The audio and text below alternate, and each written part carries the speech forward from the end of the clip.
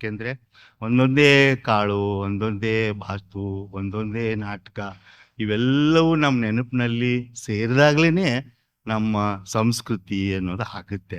ಆದರೆ ದುರ್ದೈವದಿಂದ ನಾವು ಆ ನೆನಪುಗಳಿಗೆ ದೂರ ಆಗ್ತಾ ಇದ್ದೀವಿ, ಸಾಂಸ್ಕೃತಿಕವಾಗಿ ಅನಾಥರಾಗ್ತಾ ಇದ್ದೀವಿ ಅಂತ ಅನ್ಸೋದ್ರಿಂದ ನಾನು ಮೊದಲಿನಲ್ಲಿ ನಿಮ್ಮನ್ನು ಒಂದು ಹೆಚ್ಚು ಕಡಿಮೆ ಒಂದು ಶತಮಾನದ ಹಿಂದೆ ಕರೆದುಕೊಂಡು ಹೋಗಿ ಉತ್ತರ ಕರ್ನಾಟಕದ ಈ ಧಾರವಾಡದ ಸುತ್ತಮುತ್ತ ಹೇಗಿತ್ತು ಅನ್ನೋ ಕೆಲವು ನೆನಪುಗಳನ್ನು ನಿಮ್ಮ ಜೊತೆಗೆ ಹಂಚ್ಕೊಳ್ಳೋಕ್ಕೆ ಪ್ರಯತ್ನ ಮಾಡ್ತೀನಿ. ನಾವಿಲ್ಲಿ ಕೂತಿದ್ದೀವಲ್ಲ ಈಗ ಈ ಸೃಜನಾ ರಂಗಮಂದಿರದಲ್ಲಿ, ಹೀಗೆ ಹೊರಗೆ ಹೋಗಿ ಈ ಕರ್ನಾಟಕ ಕಾಲೇಜಿನ ಮೂಲಕ ಹೋಗಿ ಅದಿನ್ನೇ ಕೆಳಗಿಳಿದು ಆಮೇಲೆ ಬಲಗಡೆಗೆ ತಿರುಗಿ ಪಟ್ಟಣದ ಕಡೆಗೆ ಹೋಗ್ತಾ ಇದ್ರೆ ನಿಮ್ಮ ಎಡಗಡೆಗೆ ಒಂದು ಕಟ್ಟಡ ಕಾಣುತ್ತೆ. ಅದಕ್ಕೆ ಇವತ್ತು ಡಯಟ್ ಅಂತ ಕರೀತಾರೆ. ನಾನು ಮಾತಾಡ್ತಾ ಇದ್ದಂಥ ಶತಮಾನದ ಹಿಂದಿನ ಕಾಲದಲ್ಲಿ ಅದು ಗಂಡು ಮಕ್ಕಳ ಟ್ರೈನಿಂಗ್ ಕಾಲೇಜ್ ಆಗಿತ್ತು. ಅದರ ಹಿಂದೆ ಅದಕ್ಕೆ ನಾರ್ಮಲ್ ಸ್ಕೂಲ್ ಅಂತ ಕರೀತಾ ಇದ್ರು. ಶಿಕ್ಷಕರಿಗೆ ಟ್ರೈನಿಂಗ್ ಕೊಡುವಂಥ ಒಂದು ಸ್ಕೂಲ್ ಅದು. ಆ ಹೊತ್ತಿನ ಧಾರವಾಡದಲ್ಲಿ ಏನಾಗ್ತಾ ಇತ್ತಂದರೆ, ಈ ಡಯಟ್ಗೆ ಬಂದಂಥ ಒಬ್ಬ ಶಿಕ್ಷಣ ಅಧಿಕಾರಿ, ಅವರು ಆಗಿನ ಕಾಲದಲ್ಲಿ ಈ ಧಾರವಾಡ ಅನ್ನೋದು, ಈ ಉತ್ತರ ಕರ್ನಾಟಕ ಅನ್ನೋದು ಸದರ್ನ್ ಮರಾಠ ಪ್ರೆಸಿಡೆನ್ಸಿ ಅಂತಲೇ ಆಗಿತ್ತು. ಅದು ಮುಂಬೈ ಪ್ರೆಸಿಡೆನ್ಸಿ ಭಾಗ ಆಗಿತ್ತು.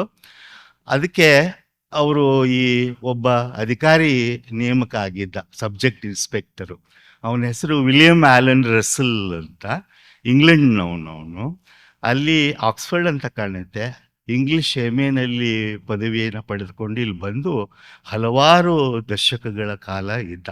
ಹೇಗಿದೆ ನಮ್ಮ ಸಂಕರ ಸಂಸ್ಕೃತಿ ಉತ್ತರ ಕರ್ನಾಟಕದ್ದು ಅಂದರೆ, ಇಂಗ್ಲೆಂಡ್ನಿಂದ ಬಂದಂಥ ಈ ವ್ಯಕ್ತಿ ಇಲ್ಲಿ ಮೊದಲು ಮಾಡಿದ ಕೆಲಸ ಏನಂದರೆ, ಆವಾಗಿನ ವರ್ನಾಕ್ಯುಲರ್ ಶಾಲೆಗಳಿಗೆ ಮರಾಠಿ ಶಾಲೆಗಳು ಅಂತ ಕರೆದುಕೊಂಡು, ಈ ಬ್ರಿಟಿಷ್ ಸರ್ಕಾರ ಏನು ಮಾಡ್ತಾ ಇತ್ತು, ಧಾರವಾಡದ ಭಾಷೆ ಮರಾಠಿ ಆಗಿದ್ದರಿಂದ ವರ್ನಾಕ್ಯುಲರ್ ಸ್ಕೂಲ್ ಅಂದರೆ ಮರಾಠಿ ಶಾಲೆಗಳು, ಅವುಗಳಿಗೆ ನಾವು ಗ್ರ್ಯಾಂಟ್ಸನ್ನು ಕೊಡ್ತೀವಿ ಅಂತ. ವಿಲಿಯಂ ಆಲೆನ್ ರಸಲ್ ಏನು ಮಾಡ್ತಾನೆ ಅಂತಂದರೆ, ಅಲ್ಲಿ ಅಧಿಕಾರಿಗಳಿಗೆ ಪತ್ರ ಬರೆದು, ಇಲ್ಲ ಇಲ್ಲಿಯ ಭಾಷೆ ಕನ್ನಡ, ಇಲ್ಲಿಯ ನಾಡ ಭಾಷೆ ಆಡು ಭಾಷೆ ಕನ್ನಡ ಆಗಿದ್ದರಿಂದ ವರ್ನಾಕ್ಯುಲರ್ ಶಾಲೆಗಳಲ್ಲಿ ಕನ್ನಡವನ್ನು ನೀವು ಹೇಳ್ಕೊಡ್ಬೇಕು, ನಾವು ಹೇಳ್ಕೊಡ್ಬೇಕು ಅಂತ ಬರೀತಾನೆ. ಬರೆದಿದ್ದು ಅಷ್ಟೇ ಅಲ್ಲ, ಅಲ್ಲಿ ಶಿಕ್ಷಕರಿಗೆ ಟ್ರೈನಿಂಗ್ ಕೊಡಬೇಕು ಅಂದರೆ ಟೆಕ್ಸ್ಟ್ ಬುಕ್ಗಳೇ ಇರಲ್ಲ ಅಲ್ಲಿ. ಯಾಕಿರಲ್ಲ ಅಂದರೆ ವಿಚಿತ್ರ, ಅದರ ಬಹಳ ಮೊದಲನೇ ಕರಾವಳಿ ಪ್ರದೇಶದಲ್ಲಿ ಬಂದಂಥ ಪಾದ್ರಿಗಳು, ಮಿಷನರಿಗಳು ಕನ್ನಡ ಮುದ್ರಣವನ್ನು ಆರಂಭ ಮಾಡಿರ್ತಾರಲ್ವ. ಬಳ್ಳಾರಿನಲ್ಲೂ ಮಾಡಿರ್ತಾರೆ, ಆಮೇಲೆ ಬೆಂಗಳೂರಿನಲ್ಲೂ ಮಾಡಿರ್ತಾರೆ. ಆದರೆ ಏನೋ ಒಂದು ಹೇಳೋಕ್ಕಾಗದ ರೀತಿಯಲ್ಲಿ ಆ ಮುದ್ರಣದ ಇದು ಕಳ್ಕೊಂಡ್ಬಿಟ್ಟಿರ್ತಾರೆ. ಆ ಸಮಯದಲ್ಲಿ ಆ ಮುದ್ರಣ ಮಾಡೋಕ್ಕೆ ಅಕ್ಷರಗಳು ಬೇಕಲ್ಲ ಅಂತ ಅವನು ಏನು ಮಾಡಬೇಕು, ಹಾಗಿದ್ರೆ ಇಂಗ್ಲೆಂಡಿಂದ ಮಾಡಿಸ್ಕೊಂಡ್ಬರ್ಬೇಕು, ಯಾಕಂದರೆ ಅದು ಅಲ್ಲಿ ವಾಪಸ್ ಹೋಗಿದೆ, ಮಿಷನರಿಗಳು ತೊಗೊಂಡು ಹೋಗಿದ್ದಾರೆ. ಅರೆ, ಇಂಗ್ಲೆಂಡ್ ಹೋಗಿ ನಾವು ಮತ್ತೆ ಅದನ್ನು ತರಿಸೋ ಬದಲು ಇಲ್ಲೇ ಯಾಕೆ ಮಾಡಬಾರ್ದು ಅಂತ ಹೇಳಿ ಅವನ ಕಚೇರಿನಲ್ಲಿದ್ದಂಥ ಒಬ್ಬ ಅಸಿಸ್ಟೆಂಟ್ ಟ್ರಾನ್ಸ್ಲೇಟರ್ ಆಗಿದ್ದರು ಅವರು, ವೆಂಕಟರಂಗೋ ಕಟ್ಟಿ ಅಂತ. ಅವರನ್ನು ಕರೆದು ಅವನು ಏನು ಹೇಳ್ತಾನೆ ಅಂದರೆ, ನೀನು ಹೋಗಿ ಪ್ರಯತ್ನ ಮಾಡು, ಇಲ್ಲಿನೇ ಅವನ್ನ ನಾವು ಮೆಟಲಿಂದ ಮಾಡ್ಬೋದಲ್ಲ ಅಕ್ಷರಗಳನ್ನು, ಮುದ್ರಣಾಕ್ಷರಗಳನ್ನು, ಫಾಂಟ್ಗಳನ್ನು ಅಂತ ಹೇಳ್ತಾನೆ. ಆ ವೆಂಕಟರಂಗೋ ಕಟ್ಟಿ ನೋಡಿ ಕತೆಗಳು ಹೆಂಗಿದೆ ಉತ್ತರ ಕರ್ನಾಟಕದಂದರೆ, ಈ ವೆಂಕಟರಂಗೋ ಕಟ್ಟಿ ಅನ್ನೋರು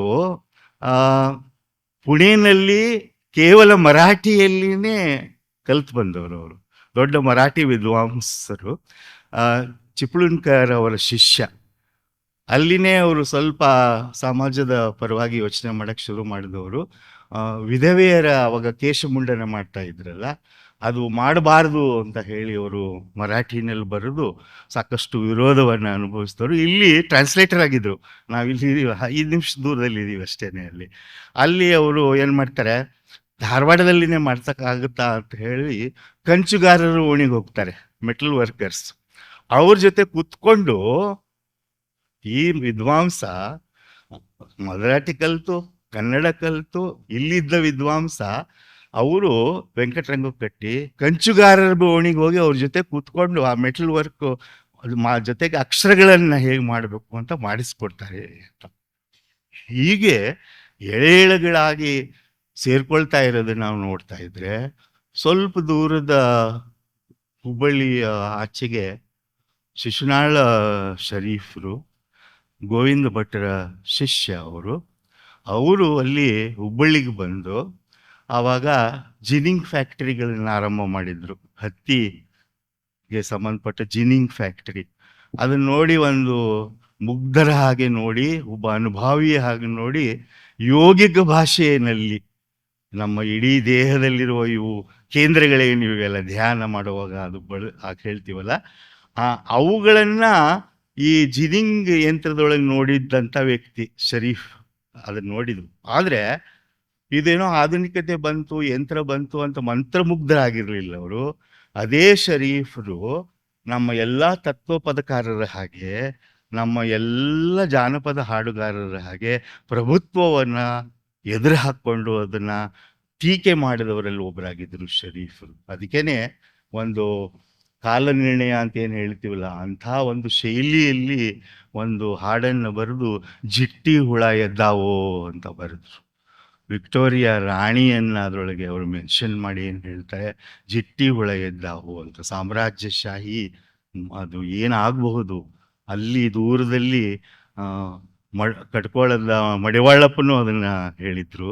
ಇಲ್ಲಿ ಶರೀಫರು ಹೇಳ್ತಾರೆ ಜಿಟ್ಟಿ ಹುಳ ಎದ್ದಾವು. ನಿಮ್ಗೆ ಗೊತ್ತಲ್ಲ, ಜಿಟ್ಟಿ ಹುಳ ಎದ್ದಾವು ಅಂತಂದ್ರೆ ವಿನಾಶದ ನಿಂತಿರುವ ಬೆಳೆ ನಾಶವಾಗೋದ್ರ ಸಂಕೇತ ಅದು. ಅದನ್ನ ಒಬ್ಬ ಶರೀಫ್ ಅಲ್ಲಿ ಹೇಳ್ತಾ ಇದ್ದಾಗ, ಹಿಂದೂ ಮುಸ್ಲಿಂ ಇರಲಿಲ್ಲ ಇಲ್ಲಿ. ಈ ನಾಡಿನ ಗುರುಪಂಥಗಳಲ್ಲಿ ನೀವು ನಮ್ಮ ಶ್ರೇಷ್ಠ ವಿದ್ವಾಂಸರಾದಂಥ ರೆಹಮತ್ ಅವರ ಪುಸ್ತಕಗಳನ್ನು ಓದಿದ್ರೆ ಅರ್ಥವಾಗುತ್ತೆ ನಿಮಗೆ. ಆ ಗುರುಪಂಥ ಎಂಥದ್ದು ಅಂತಂದ್ರೆ, ಶಿಷ್ಯ ಒಬ್ಬ ಮುಸ್ಲಿಂ ಅವನ ಮುಂದೆ ಒಬ್ಬ ದೊಡ್ಡ ತತ್ವಪದಕಾರನ ಆಗ್ತಾನೆ. ಅವನ ಗುರು ಅವನು ಯಾರೋ ಶೈವ ಪಂಥದವನು, ವೈಷ್ಣವ ಪಂಥದವನು, ಯಾವುದೋ ಒಂದು ಆಗಿನ ಕಾಲಕ್ಕೆ ಶ್ರೇಷ್ಠ ಅನಿಸ್ಕೊಂಡಿರೋ ವರ್ಣದವನು ಆಗಿರ್ಬೋದು. ಪ್ರಶ್ನೆ ಕೇಳಬೇಕಾಗಿರೋದಂದ್ರೆ, ದೇವಿಯವರು ಹೇಳಿದ್ರಲ್ಲ ಸಹನೆಯನ್ನು ನಾವು ಕಳ್ಕೊಂಡಿದ್ದೀವಿ ಅಂತ. ಎಲ್ಲಿ ಏನು ಕೀಲ್ ತಪ್ಪು ಬಿಡ್ತು? ಇಲ್ಲಿ ನನಗನ್ಸುತ್ತೆ ಉತ್ತರ ಕರ್ನಾಟಕದಲ್ಲಿ ಕೋಮು ಸೌಹಾರ್ದ ಅಂತ ನೀವು ಹೇಳಿದರೆ ಜನರಿಗೆ, ಗ್ರಾಮೀಣ ಜನರಿಗೆ ಆಶ್ಚರ್ಯವಾಗುತ್ತೆ.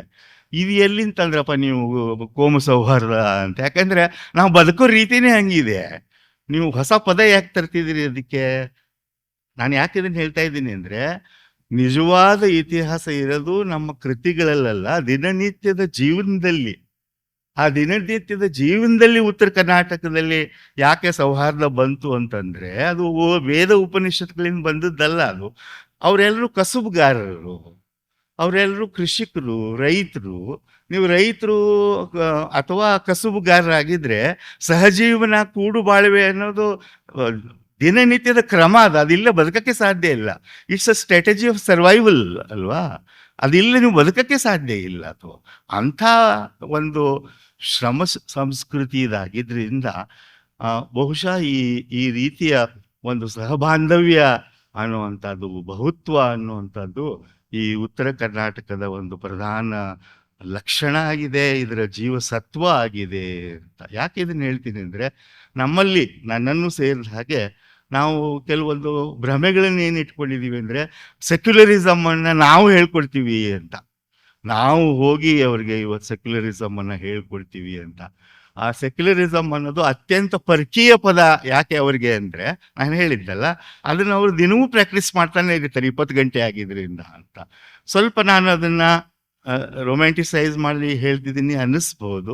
ನನ್ನ ಭಾಷಣದ ಮುಂದೆ ನಾನು ಹೇಳ್ತೀನಿ ಏನನ್ನ ಅದು ಕಳೆದುಕೊಂಡು ಯಾವ ಅವನತಿಯನ್ನು ತಲುಪಿದೆ ಅನ್ನೋದನ್ನು ನಾನು ಮುಂದೆ ಮಾತಾಡ್ತೀನಿ. ಆದರೆ ಮರಿಬಾರದು ಅನ್ನುವಂಥದ್ದು ಇಲ್ಲಿ. ನಾನು ಅಲೆನ್ ರಸೆಲ್ ಅವರು ಇಂಗ್ಲೆಂಡಿಂದ ಬಂದು ಕನ್ನಡ ಪಠ್ಯಗಳನ್ನು ಮಾಡಿಕೊಟ್ಟದನ್ನು ಹೇಳಿದೆ. ಇಲ್ಲಿ ಒಬ್ಬ ಮರಾಠಿ ವಿದ್ವಾಂಸ ಇವರು ಕಂಚುಗಾರರ ಜೊತೆ ಕುಳಿತುಕೊಂಡು ಕನ್ನಡ ಮುದ್ರಣದ ಅಕ್ಷರಗಳನ್ನು ಮಾಡೋಕ್ಕೆ ಪ್ರಯತ್ನ ಪಟ್ಟದನ್ನು ನಾನು ಹೇಳಿದೆ. ಅಲ್ಲಿ ಶರೀಫರು ಸ್ವಲ್ಪ ದೂರದಲ್ಲಿ ಇಡೀ ಸಾಮ್ರಾಜ್ಯಶಾಹಿಯನ್ನೇ ಪ್ರಶ್ನೆ ಮಾಡಿ ಬರೆದದ್ದನ್ನು ನಾನು ಹೇಳಿದೆ. ಯಾಕೆ ಇದನ್ನು ಹೇಳಿದೆ ಅಂತಂದರೆ, ಉತ್ತರ ಕರ್ನಾಟಕ ಅನ್ನೋದನ್ನು ಹೇಗೆ ಪರಿಭಾವಿಸ್ಕೊಳ್ತೀವಿ ನಾವು, ಹೇಗೆ ಪರಿಕಲ್ಸ್ಕೊಳ್ತೀವಿ ಅನ್ನೋ ಪ್ರಶ್ನೆ ಕೇಳಿದರೆ ನನಗೆ ಕಾಣೋ ಉತ್ತರ ಏನಂದರೆ, ಶೆಲ್ಡನ್ ಪೊಲಾಕ್ ಅವರು ಒಬ್ಬ ದೊಡ್ಡ ವಿದ್ವಾಂಸ ಅಲ್ಲ, ಅವ್ರ ಜೊತೆ ನಮ್ಮ ಜಗಳಗಳಿವೆ. ಆದರೂ ಅವರು ಒಂದು ಕವಿರಾಜ ಮಾರ್ಗದ ಸಾಲುಗಳನ್ನು ಅವರು ಅನುವಾದ ಮಾಡಿಕೊಂಡು ಚರ್ಚೆ ಮಾಡ್ತಾರೆ. ಅವರು ಒಂದು ಮಾತನ್ನು ಹೇಳ್ತಾರೆ, ಅದು ನಮ್ಮ ಉತ್ತರ ಕರ್ನಾಟಕದ್ದೇ, ನಮ್ಮಿಂದಲೇ ಬಂದದ್ದು ನಾವು ಹೇಳ್ಕೊಳ್ತೀವಿ ಇಲ್ಲಿ. ಆ ಕೃತಿನ ಚರ್ಚೆ ಮಾಡುವಾಗ ಅವ್ರೇನು ಹೇಳ್ತಾರೆ ಅಂದರೆ, ಎರಡು ಮಾತು ಹೇಳ್ತಾರೆ. ಒಂದು, ಜಗತ್ತಿನ ಯಾವುದೇ ನಾಡ ಭಾಷೆಯಲ್ಲಿ ಈ ಬಗೆಯ ಒಂದು ಚರ್ಚೆ, ಈ ಮೀಮಾಂಸೆಯ ಚರ್ಚೆ, ಸಂಸ್ಕೃತ ಕನ್ನಡ ಅನ್ನೋದರ ಚರ್ಚೆ ಆಗಿದ್ದು ಇದು ಜಗತ್ತಿನಲ್ಲಿ ಮೊದಲು ಅಂತ ಹೇಳ್ತಾರೆ ಕವಿರಾಜ ಮಾರ್ಗದಲ್ಲಿ. ಅವರು ಅನೇಕ ಭಾಷೆಗಳನ್ನು ಬಲ್ಲವರು, ದೊಡ್ಡ ಪ್ರಕಾಂಡ ಪಂಡಿತರು. ಅವ್ರು ಹೇಳ್ತಾರೆ, ಅವರು ಒಂದು ಫುಟ್ನೋಟಲ್ಲಿ ಸ್ಪಷ್ಟವಾಗಿ ಏನು ಹೇಳ್ತಾರೆ ಅಂದರೆ, this is probably the first vernacular text in the entire world which discusses the relationship of the regional with the universal. ಯಾವುದು ಪ್ರಾದೇಶಿಕ, ಯಾವುದು ವಿಶ್ವಾತ್ಮಕ ಅನ್ನೋದನ್ನ ಆಗ್ಲೇ ಚರ್ಚೆ ಮಾಡಿದೆ ಈ ನಾಡು ಅನ್ನೋ ಮಾತನ್ನು ಅವರು ಹೇಳ್ತಾರೆ. ಅದನ್ನ ಯಾಕೆ ನಾನು ನೆನಪು ಮಾಡ್ಕೊಂಡೆ ಅಂತಂದರೆ, ಆ ಕೃತಿಯಲ್ಲಿನೇ 10ನೇ ಶತಮಾನದಲ್ಲಿನೇ ಆ ಬರಹಗಾರ ಹಲವು ಕನ್ನಡಗಳು ಅನ್ನೋದನ್ನು ಗುರುತಿಸ್ತಾನೆ. ಹಲವು ಕನ್ನಡಗಳು ಅಂತ ಅಂದರೆ ಇಲ್ಲಿ ಬಹುತ್ವ ಎಂತಂದರೆ, ಕನ್ನಡವೂ ಒಂದು ಏಕಶಿಲಾಕೃತಿಯನ್ನು ನಾವು ನಂಬಿಲ್ಲ, ಕನ್ನಡಗಳು ಇವೆ ಅನ್ನೋದನ್ನೇ ನಾವು ಯಾವಾಗಲೂ ಇಲ್ಲಿ ನಂಬಿಕೊಂಡು ಬಂದಿರುವಂಥದ್ದು. ಆ ವೈವಿಧ್ಯತೆಯನ್ನು ನಾವು ಒಪ್ಪಿಕೊಂಡು ಬಂದಿರುವಂಥದ್ದು. ಪ್ರಾಮಾಣಿಕವಾಗಿ ಹೇಳೋದಾದರೆ, ಈ ಕೃತಿಕಾರ ರಾಜಾಶ್ರಯದಲ್ಲಿ ಬರೆದವನು, ಅವನೇನನ್ನು ಹುಡುಕ್ತಾ ಇದ್ದ ಅಂತಂದರೆ, ಆ ರಾಜ್ಯದ ಸಾಮ್ರಾಜ್ಯದ ಶಕ್ತಿಗೆ ಒಂದು ವಾಹನ ಆಗಲು ಪ್ರಮಾಣ ಕನ್ನಡ, ಸ್ಟ್ಯಾಂಡರ್ಡ್ ಕನ್ನಡ ಅವನನ್ನು ಹುಡುಕ್ತಾ ಇದ್ದ. ಆದರೂ ಒಪ್ಕೊಂಡಿದ್ದಾನಲ್ಲ, ಈ ದೇಸಿಗಳಿದ್ದಾವೆ, ಈ ಕನ್ನಡಗಳು ಇದ್ದಾವೆ ಅನ್ನುವಂಥದ್ದು. ಅದು ನನ್ನನ್ನು ಎಲ್ಲಿ ಕರ್ಕೊಂಬರುತ್ತೆ ನನ್ನ ಮಾತಿನಲ್ಲಿ ಈಗ ಅಂತಂದರೆ, ರೆಹಮತ್ ಅವರೇ, ನಾವು ಭಾಳ ಋಣಿಯಾಗಿದ್ದೀವಿ ಅವರಿಗೆ ನಮ್ಮ ಸಂಸ್ಕೃತಿಯನ್ನು ಅರ್ಥ ಮಾಡ್ಕೊಳ್ಳಿಕ್ಕೆ. ನಾರಾಯಣ ಸ್ವಾಮಿಯವರು ನನಗಿಲ್ಲಿ ಕರೆದು ಹೇಳಿದಾಗ ನಾನು ಹೇಳಿದೆ, ನೀವು ರೆಹಮತ್ ಅವ್ರ ಕೈಲಿ ಈ ಆಶಯ ನುಡಿಯನ್ನು ಹೇಳಿಸಿ ಉತ್ತರ ಕರ್ನಾಟಕದ ಬಗ್ಗೆ ಇಷ್ಟು ಮಾಡಿದ್ದಾರೆ ಅವರು ಅನ್ನೋ ಮಾತನ್ನು ನಾನು ಹೇಳಿದೆ. ಅವರು ಒಂದು ಮಾತನ್ನು ನಮಗೆ, ನಾನು ಅವರು ಅದನ್ನು ಕಲಿತದ್ದು ಬಾಬಾ ಬುಡನ್ಗಿರಿಯ ಒಂದು ಚಳುವಳಿಯ ಕಾಲದಲ್ಲಿ. ಆ ದರ್ಗಾ ಮತ್ತು ಅಲ್ಲಿಯ ಕೂಡು ಸಂಸ್ಕೃತಿ ನಿಮಗೆ ಗೊತ್ತಿದೆ. ಬಾಬಾ ಬುಡನ್ಗಿರಿ ಅದು ಬಡ ಜನರ ಪವಿತ್ರ ಸ್ಥಾನ. ಅದು ಹಿಂದೂಗಳಲ್ಲಿ ಪವಿತ್ರತೆಯನ್ನು ಮಾಲಿನ್ಯ ಆಗಲೇಬಾರದು ಅನ್ನೋರು ಅಲ್ಲಿಗೆ ಹೋಗಲ್ಲ. ಮುಸ್ಲಿಮರಲ್ಲೂ ಕೂಡ ಇಸ್ಲಾಂನ ಪವಿತ್ರತೆಯನ್ನು ನಾಶ ಮಾಡಬಾರ್ದು ಅನ್ನೋರು ಅಲ್ಲಿ ಹೋಗಲ್ಲ. ಈ ದರ್ಗಾ ಸಂಸ್ಕೃತಿ ಅನ್ನೋದೇನಿದೆ ಅದು ಬಡ ಜನರ ಸಂಸ್ಕೃತಿ, ಶ್ರಮಜೀವಿಗಳ ಸಂಸ್ಕೃತಿ.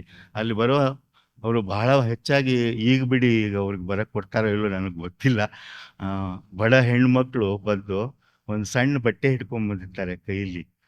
ಒಳಗೆ ಬಾಬಾ ಬುಡನ್ಗಿರಿ ಒಳಗೆ ಹೋಗೋ ಮೊದಲು ಅಲ್ಲಿ ಸರಣಿಗಳಿದ್ದಾವೆ. ಅದಕ್ಕೊಂದಿಷ್ಟು ಕಟ್ಟಿ ಏನು ಹೇಳ್ತಾರೆ ಅಂದರೆ, ಇವತ್ತು ನನ್ನ ದುಃಖವನ್ನು ನಿನ್ನ ಎದುರಿಗೆ ಹೇಳಿ ಕಟ್ಟಿಟ್ಟಿದ್ದೇನೆ, ಇನ್ನು ನೀನು ನೋಡ್ಕೋ ಅಂತ ಆ ಸಂತನಿಗೆ ಪ್ರಾರ್ಥನೆ ಮಾಡುವಂಥದ್ದು. ಆವಾಗ ಚರ್ಚೆ ಬಂತು, ಇದನ್ನು ಎಂಥ ಸಂಸ್ಕೃತಿ ಅಂತ ಕರಿಬೇಕು ನಾವು? ಮಿಶ್ರ ಸಂಸ್ಕೃತಿ ಅಂತ ಕರಿಬೇಕಾ, ಕೂಡು ಸಂಸ್ಕೃತಿ ಅಂತ ಕರಿಬೇಕಾ? ಹಾಗೇನೆ ನಮ್ಮ ಸೂಫಿ ಸಂಸ್ಕೃತಿ ಏನು ಹುಟ್ಕೊಳ್ತು ಅದನ್ನು ಹೇಗೆ ನಾವು ಕರಿಬೇಕು ಅಂದಾಗ ಅವರು ಒಂದು ಮಾತನ್ನು, ಅವರು ಒಂದು ಪದವನ್ನು ಬಳಸಕ್ಕೆ ಶುರು ಮಾಡಿದರು. ಅದು ಏನು ಅಂತಂದರೆ ಸಂಕರ ಸಂಸ್ಕೃತಿ ಅಂತ.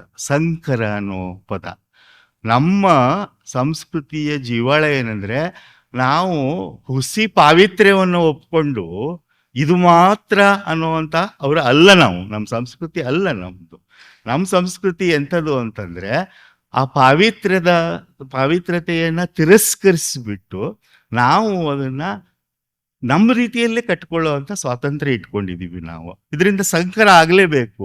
ನಾನೀಗ ಹೇಳಿದೆ, ನುಡಿ ಸಂಕರ ಅಂತ ಕರೀತಾರೆ ಅದನ್ನು ಅವರು. ಧಾರವಾಡದ ಈ ಭಾಷಿಕ ವಾತಾವರಣ ಉತ್ತರ ಕರ್ನಾಟಕದಲ್ಲಿನೇ ನೋಡಿ ನೀವು, ಅಲ್ಲಿ ಉರ್ದು ಸ್ವಲ್ಪ ಮಟ್ಟಿಗೆ ಅರೇಬಿಕ್ಕು, ಆಮೇಲೆ ಬಹುಶಃ ನಿಮ್ಮಲ್ಲಿ ಬಹಳ ಜನರಿಗೆ ಗೊತ್ತಿಲ್ವೇನೋ ಪೋರ್ಚುಗೀಸ್. ನಾವು ದಿನನಿತ್ಯ ಬಳಸೋ ಅಂತ ನಾನು ಓದಿದೆ ಒಂದು ಕಡೆಗೆ. ಬೋಗಣಿ ಇದೆಯಲ್ಲ, ಅದು ಅಚ್ಚ ಕನ್ನಡ ಅಂದ್ಕೊಳ್ತೀವಿ, ಅದು ಪೋರ್ಚುಗೀಸ್ದಂತೆ. ನಾಷ್ಟಾ ಅನ್ನೋದು ಪೋರ್ಚುಗೀಸ್ದಂತೆ. ಇವೆಲ್ಲ ನುಡಿ ಸಂಕರ ಅಂದರೆ ಬರೀ ನುಡಿಗಳು ಬೇರೆ ಬೇರೆ ಇರೋದಲ್ಲ, ಒಂದರ ಒಂದು ಜೊತೆಗೆ ಸಹಬಾಳ್ವೆ ಮಾಡ್ತಾ ಮಾಡ್ತಾ ಸಂಕರ ಆಗುತ್ತಲ್ಲ, ಆ ಸಂಕರವೇ ನಮ್ಮ ಪ್ರಧಾನ ಅಂತ ಅವರು ಹೇಳ್ತಾ, ಅದು ಪಾಂಥಿಕ ಅಂದರೆ ಧರ್ಮಗಳ ಸಂಕರ ಆಗಿದೆ. ಇಲ್ಲಿ ಬೆರ್ತು ಹೋಗ್ಬಿಟ್ಟಿವೆ ಅವು. ಯಾವುದು ಶಿಷ್ಟ, ಯಾವುದು ಪರಿಶಿಷ್ಟ ಅಂತೇಳಿ ಹೇಳಕ್ಕೆ ಸಾಧ್ಯವೇ ಇಲ್ಲ. ಯಾವುದು ವೈದಿಕ ಅಥವಾ ಯಾವುದು ವೈದಿಕವಾಗಿರೋದು ಯಾವಾಗ ಅವೈದಿಕ ಆಗುತ್ತೋ ನಮಗೆ ಗೊತ್ತಿಲ್ಲ. ಅಂಥ ಒಂದು ಸಂಕರ ನಾಡು ಇದು ಅನ್ನೋದನ್ನು ನೋಡ್ಬೇಕು ನಾವು. ನುಡಿ ಸಂಕರ ಇದೆ, ಧರ್ಮಗಳ ಸಂಕರ ಇದೆ ಅನ್ನೋ ಮಾತನ್ನು ಅವರು ಹೇಳಿದರು.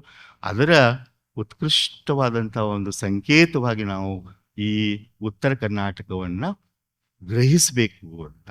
ಯಾಕೆ ಪೊಲಾಕನ್ ಮಾತು ಹೇಳಿದೆ ಅಂದರೆ, ಅವರು ಕವಿರಾಜ ಮಾರ್ಗದಲ್ಲಿ ಬರೋ ನಾಡು ಅಂತಿದೆಯಲ್ಲ, ಕನ್ನಡ ನಾಡು ಅಂತ. ಆ ನಾಡು ಅನ್ನೋದನ್ನು ಇಂಗ್ಲೀಷ್ನಲ್ಲಿ ಕಲ್ಚರ್ ಲ್ಯಾಂಡ್ ಅಂತ ಅನುವಾದ ಮಾಡ್ತಾರೆ ಅವರು. ಅವ್ರು ಲ್ಯಾಂಡ್ ಅನ್ನಲ್ಲ, ರೀಜನ್ ಅನ್ನಲ್ಲ, ಕಲ್ಚರ್ ಲ್ಯಾಂಡ್ ಅಂತ. ನನಗದು ಬಹಳ ಒಪ್ಪಿಗೆ ಆಗಿರೋ ಪದ ಅದು. ಇದೊಂದು ಕಲ್ಚರ್ ಲ್ಯಾಂಡ್. ಇದು ಉತ್ತರ ಕರ್ನಾಟಕ ಅಂದರೆ ಭೌಗೋಳಿಕ ಪ್ರದೇಶ ಅಲ್ಲ, ಇದು ಒಂದು ಕಲ್ಚರ್ ಲ್ಯಾಂಡ್, ಬಹಳ ವಿಶಿಷ್ಟವಾಗಿರುವಂಥದ್ದು. ಸಂಕರವೇ ಜೀವನ ಅಂತ ಒಪ್ಪಿರುವಂಥ ಈ ಒಂದು ಕಲ್ಚರ್ ಲ್ಯಾಂಡನ್ನು ನಾವು ಇವತ್ತು ಸಂಭ್ರಮಿಸ್ತಾ ಇದ್ದೀವಿ ಈ ಉತ್ಸವದಲ್ಲಿ ಅಂತ ನಾನು ಅಂದ್ಕೊಂಡಿದ್ದೀನಿ.